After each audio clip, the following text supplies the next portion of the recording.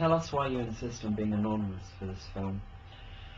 Well, I work for an independent DVD publisher with good quality feature films, children's programmes, fitness and vintage TV catalogue on the label. And it's hard enough getting sales without the wholesaler that supplies more than 65% of my market getting to know that I'm attacking them. They would never take another disc from me, it's that serious, but I want to get the message across that I believe there's a company strangling consumer choice of DVDs in this country. Who are they? Well, it's called Entertainment UK, or EUK for short, and it's a division of Woolworths. How's it so powerful?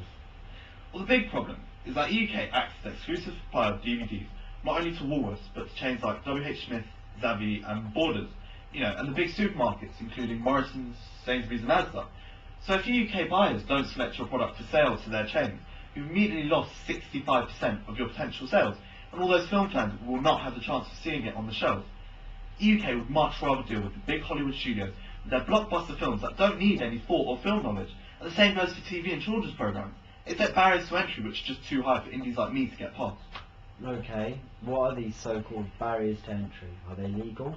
Well, they're just about legal, but they are totally biased against smaller distributors.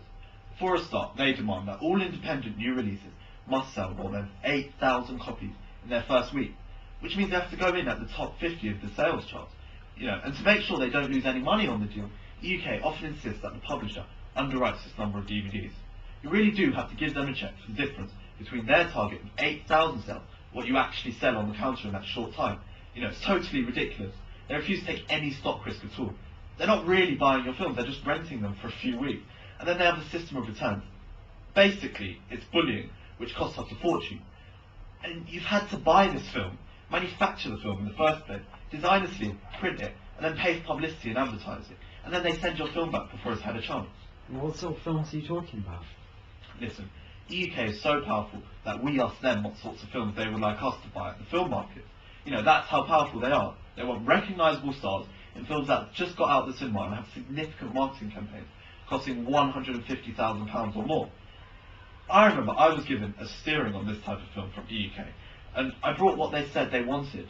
And by the time I came to talk to the buyers about them, they changed their minds. They may take one for their cheap chart promotions where movies go for £3 max to shoppers. But that means instead of the £4 or £5 I was hoping to make wholesale, I would be getting maybe 80 pence. I'd have to sell tens of thousands of copies to break even. Even this bargain deal might not happen, so consumers won't get to see a couple of first-rate films in the EUK chains. That's sad, but you still get a good selection of Hollywood films in the supermarkets, don't you? Isn't that enough? No, not in my opinion. And who's asked the film fans? The public is being force-fed pre-selected Hollywood studio products at the cheapest prices they can manage. And it's no choice whatsoever. Consumers do buy my films when they see them in HMV and Blockbusters, for instance. But they're not being selected for the supermarkets by EUK, so the public don't even know that they're there half the time. Well, what about buying on the web? Surely we can buy anything we want from movie sales sites. Well, you can if you know what you want, but there are loads of people who don't have broadband or don't like the idea of shopping with their credit card on the net. And you can browse on a website, but not in the same way you can do in a proper shop. How about shops that aren't controlled by EUK?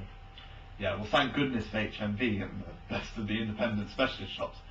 But 3,000 specialist shops have gone out of business in the past 2 years, and that's just left the supermarkets to rape its business away from the few specialists that are left and use our films as loss leaders.